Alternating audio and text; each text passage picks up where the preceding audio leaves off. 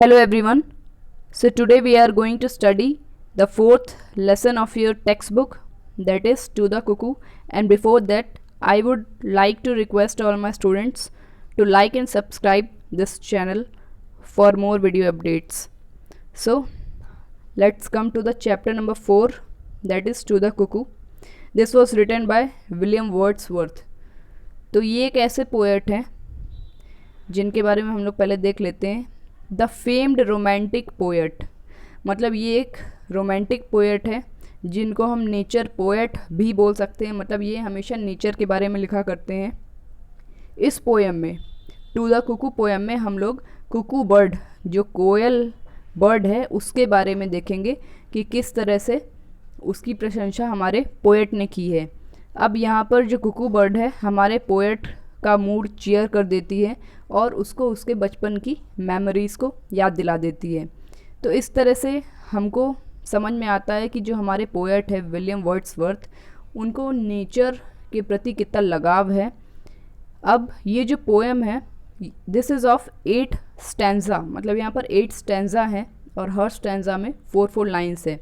अब स्टूडेंट्स यहाँ पर राइम स्कीम है ABAB, तो मैं सबसे पहले आप लोग को बता देती हूँ कि राइमिंग स्कीम किस तरह से जानना रहता है। सो लेट्स कम, पहले हम लोग देख लेते हैं, उसके बाद इसे स्टार्ट करेंगे। तो देखो, राइमिंग स्कीम जानने के लिए हम लोग हर लाइन के लास्ट वर्ड को देखते हैं। लाइक फर्स्ट लाइन की लास्ट वर्ड है हर्ड, HEARD, हर्ड। सेकेंड है rejoice, now third bird, and fourth is voice. तो अगर फर्स्ट और थर्ड लाइन को देखो, हर्ड और बर्ड, तो दोनों एक जैसे राइम कर रहे हैं, मतलब ये एक जैसे सुनाई दे रहे हैं। फिर सेकेंड और फोर्थ जो लाइन है रिजॉइस, वॉइस, तो ये एक जैसे सुनाई दे रही है। तो यहाँ पर राइमिंग स्कीम हो गई ABAB। ओके, A मतलब अलग हो गया, B मतलब अलग हो गया। तो यहाँ पे राइमिंग स्कीम हो गई ABAB। इसको मैं और आपको डिटेल में क्लियर कर दूँगी। सो हम लोग आ जाते हैं अपने पोएम पर। सो ये जो पोएम है ये डेडिकेटेड है कुकू बर्ड को, जो कोयल है। तो ये जो बर्ड है इसके लिए हमारे पोएट लिखते हैं, O blithe newcomer I have heard, I hear thee and rejoice, O cuckoo shall I call thee bird or but a wandering voice. तो यहाँ पर स्टूडेंट्स आपको दी वर्ड बार बार दिखेगा, दो दिखेगा। तो ये जो है ये एंशियंट इंग्लिश के वर्ड्स हैं। तो दी मतलब यू, दो मतलब भी यू होगा, दाई मतलब योर होगा। तो यहाँ पर मैं आप लोग को लाइन लाइन से बताते जाऊँगी। तो ये एंशियंट इंग्लिश के वर्ड्स हैं, मतलब पुराने इंग्लिश में पहले जैसे आज योर बोलते हैं तो पहले दाई बोला करते थे। तो इस तरह के कुछ वर्ड्स रहेंगे, तो हम लोग उसे बीच बीच में समझ लेंगे। Okay, so O blithe newcomer I have heard, I hear thee and rejoice. तो यहाँ पे बिलीथ मतलब है जिंदा दिल। तो यहाँ पर न्यू कमर मतलब जो नया आया हुआ। तो यहाँ पर हमारे पोएट ने कुकू को न्यू कमर बोला है, मतलब नव आगंतुक या नया आया हुआ। तो पोएट यहाँ पर बोल रहे हैं कि हे जिंदा दिल आगंतुक, या हे नए आने वाले हमारे मेहमान, आई have heard, I hear thee and rejoice. तो मैंने तुम्हारी आवाज़ सुनी है, मैं तुम्हारी आवाज़ सुनता हूँ और मुझे इसमें बहुत ज़्यादा खुशी मिलती है, या मुझे तुम्हारी आवाज़ सुनकर बहुत मज़ा आता है। तो रिजॉइस मतलब है मज़ा आना। तो फिर से हम लोग इन दो लाइंस को डिस्कस कर लेते हैं। O blithe newcomer I have heard, I hear thee and rejoice, मतलब हे जिंदा दिल न्यू कमर, मैंने तुम्हारी आवाज़ सुनी थी, मैं तुम्हारी आवाज़ सुनता हूँ और मुझे तुम्हारी आवाज़ में मज़ा आता है। ओ cuckoo shall I call thee bird or but a wandering voice. तो हे कुकू या हे कोयल, क्या मैं तुम्हें एक चिड़िया बुलाऊं या फिर एक भटकती हुई आवाज़ बुलाऊं। वॉन्डरिंग मतलब भटकना या इधर उधर घूमना। तो इस तरह से हम लोग देख सकते हैं कि फर्स्ट स्टैंजा में हमारे जो पोएट है उन्होंने कुकू बर्ड को प्रेस किया है कि उसकी वॉइस इतनी सुंदर है कि मेरे अंदर जॉय भर जाता है या उत्साह भर जाता है, और कुकू जहाँ भी जाती है वहीं पे वो गाना गाती है, तो इसीलिए उसे वॉन्डरिंग वॉइस बोला गया है। Now we shall come to the second stanza. तो सेकेंड स्टैंजा में लिखा है, while I am lying on the grass thy twofold shout I hear, from hill to hill it seems to pass at once far off and near। तो यहाँ पे हमारे poet बोल रहे हैं कि जब मैं अपने गार्डन पे या घास के ऊपर लेटा हुआ हूँ तो मैंने तुम्हारे 2 फोल्ड आवाज़ सुनी, मतलब मैंने तुम्हारी 2 बार आवाज़ सुनी। जैसे आपने सुना होगा कि अगर माउंटेन्स में यानी पहाड़ों में कोई आवाज़ एक बार जाती है तो वापस उसका एको होता है, यानी उसकी आवाज़ हम दोबारा सुन सकते हैं। तो उसी तरह से यहाँ पे 2 फोल्ड शाउट है। So while I am lying on the grass, जब मैं घास में लेटा हुआ हूँ तो मैंने तुम्हारी, यहाँ पे दाएं मतलब है तुम्हारी या योर, तो मैंने तुम्हारी 2 फोल्ड शाउट सुनी, यानी 2 फोल्ड आवाज़ सुनी। From hill to hill it seems to pass at once far off and near, तो ऐसा लगता है कि वो पहाड़ों से पहाड़ों तक जाती है आवाज़ तुम्हारी, और कभी पास से सुनाई देती है और कभी दूर से सुनाई देती है। तो यहाँ पर जो हमारा पोएट है घास में लेटा हुआ है और उसको दूर से यानी कि वो हिल्स से आवाज़ यहाँ तक सुनाई दे रही है, कभी पास में सुनाई देती है और कभी दूर में सुनाई देती है। Now third stanza, though babbling only to the vale of sunshine and of flowers, thou bringest unto me a tale of visionary hours.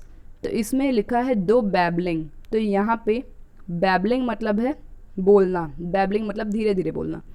Only to the well, यहाँ पे वेल मतलब है वैली, वैली मतलब क्या होता है खाई आप बोल सकते हैं, जहाँ पे सुंदर दृश्य दिख रहा हो, सीनरी दिख रही हो। तो though babbling only to the vale of sunshine and of flowers, तो यहाँ पे हमारे पोएट बोलते हैं कि जो कुकू है वो वैली से कम्युनिकेट कर रही है, मतलब उससे बातचीत कर रही है, और वैली में जो सनशाइन है मतलब सूरज की रोशनी पड़ रही है उससे वो बातचीत कर रही है, और फूलों से भी बातचीत कर रही है। Thou bringest unto me a tale of visionary hours, और यही सब देखने के बाद कि तुम किस तरह से वैली में बात कर रही हो, किस तरह से फ्लावर से बात कर रही हो, किस तरह से तुम सनशाइन से बात कर रही हो, तो मेरे मन में बहुत अच्छे अच्छे सपने आने लग जाते हैं। तो विजनरी आवर्स मतलब क्या होता है कि जब हम लोग बैठ के सपने देखते हैं, ऐसे मन में जब ख्याली पुलाव पकाते हैं, तो उसी को हम विजनरी आवर्स बोलेंगे।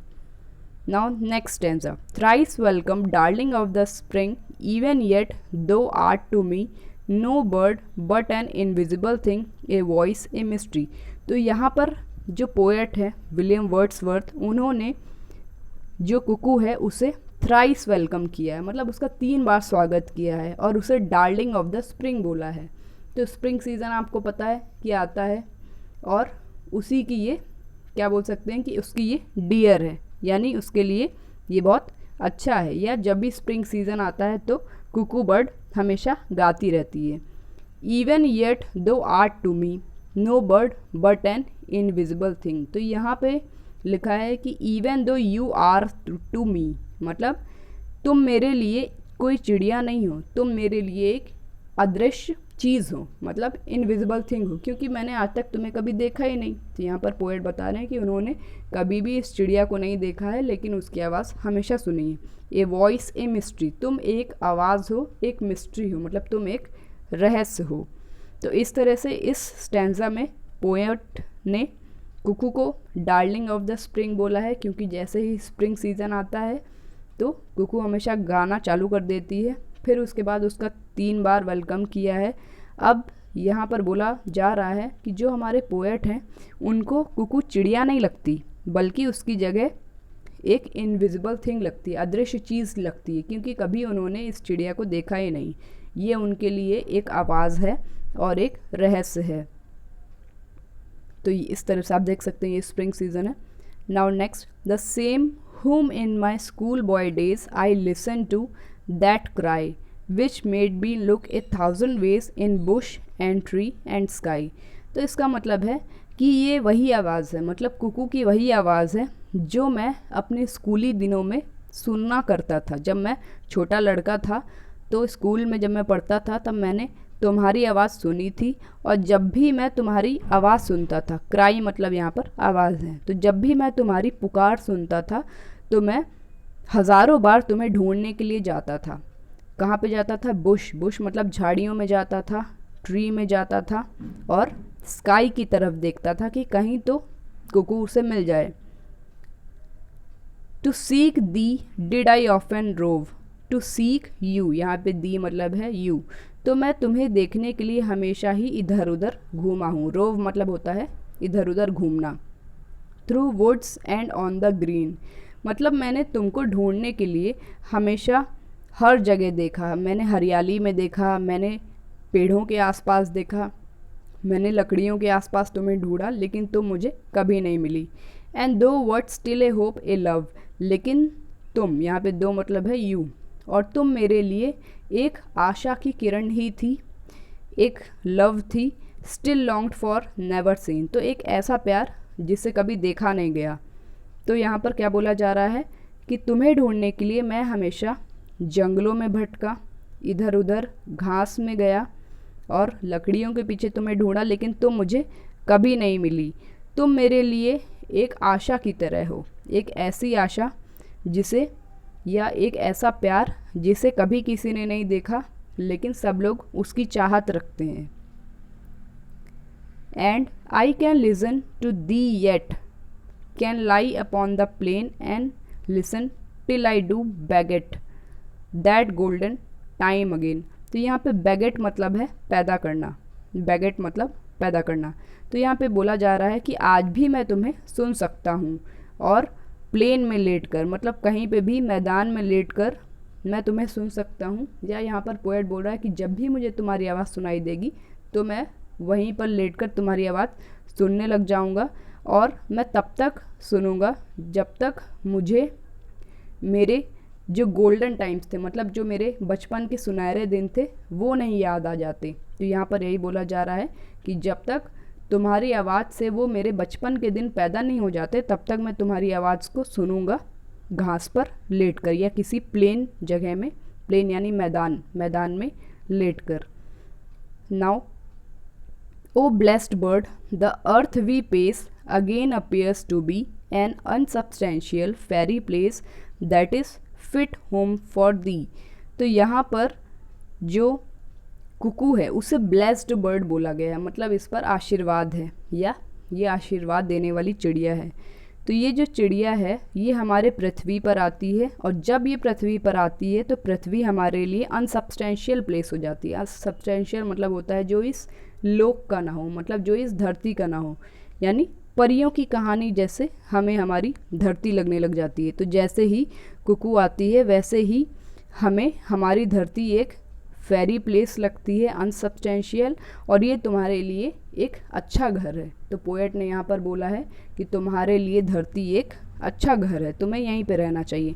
तो इस तरह से जो आपकी ये पोएम है वो एंड हो जाती है। मैं एक बार इसे समराइज़ कर देती हूँ कि टोटल यहाँ पे बोला क्या गया है। सो यहाँ पे हम लोग आ जाते हैं फर्स्ट लाइन पे। यहाँ पे हम लोग एक बर्ड के बारे में पढ़ रहे हैं जिसका नाम है कुकू, उसे हम हिंदी में कोयल बोलते हैं।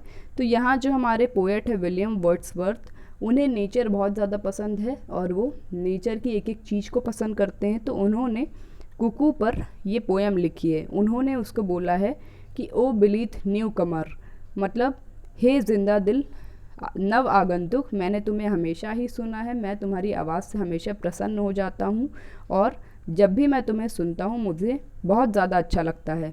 फिर इसके बाद उसने बोला कि हे कोयल, क्या मैं तुम्हें एक चिड़िया बोलूँ या मैं तुम्हें एक भटकती हुई आवाज़ बोलूँ, क्योंकि मैंने तुम्हारी आवाज़ केवल सुनी है, तुम जहाँ भी जाती हो हमेशा गाती रहती हो।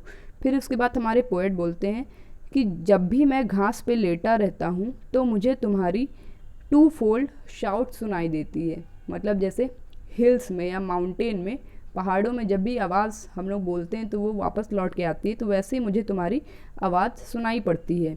फ्रॉम हिल टू हिल, मतलब ऐसा लगता है कि वो एक पहाड़ी से लेकर दूसरी पहाड़ी में तुम्हारी आवाज़ जा रही है, कभी पास से मुझे सुनाई देती है, कभी मुझे दूर से सुनाई देती है। ऐसा लगता है कि तुम्हारी जो कम्युनिकेशन है, मतलब तुम्हारी बातचीत वैली के साथ हो रही है, उसके फूल पत्तों से हो रही है, सूरज की रोशनी से हो रही है। और जब भी मैं ऐसा देखता हूँ कि तुम सूरज की रोशनी में और फूलों में बैठ जाती हो, तो ऐसा लगता है तुम उनसे बातचीत कर रही हो, और यही सब चीज़ें मेरे अंदर एक स्टोरी पैदा कर देती है, या विजनरी आवर्स, जिसमें मैं अपने सपनों में ही खो जाता हूँ, नई नई चीज़ें बनाता रहता हूँ। अब इसके बाद हमारे पोएट ने कुकू को बोला है डार्लिंग ऑफ द स्प्रिंग। जब भी स्प्रिंग का सीज़न आता है तो कुकू गाना गाती है, इसलिए cuckoo is the darling of the spring, और उसको हमारे पोएट ने 3 बार वेलकम किया है। तो पोएट यहाँ पे बता रहे हैं कि तुम मेरे लिए एक इनविजिबल थिंग हो, मतलब एक अदृश्य चीज़ हो, क्योंकि मैंने तुम्हें आज तक कभी नहीं देखा, और तुम मेरे लिए एक वॉइस हो, मतलब एक आवाज़ हो, और एक मिस्ट्री हो, मतलब एक रहस्य हो।